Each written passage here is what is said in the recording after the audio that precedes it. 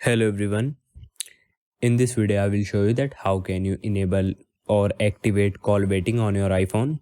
So it's very simple.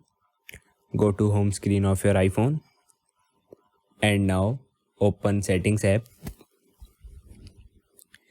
Now scroll down and tap on phone.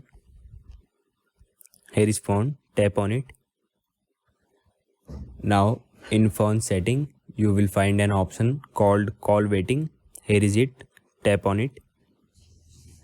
Now you will see a toggle switch next to call waiting. Slide the switch to right to turn it on and it will switch green. Now you can return to home screen and call waiting is now activated on your iPhone. With call waiting enabled, you will receive notifications for incoming call while you are already on a call.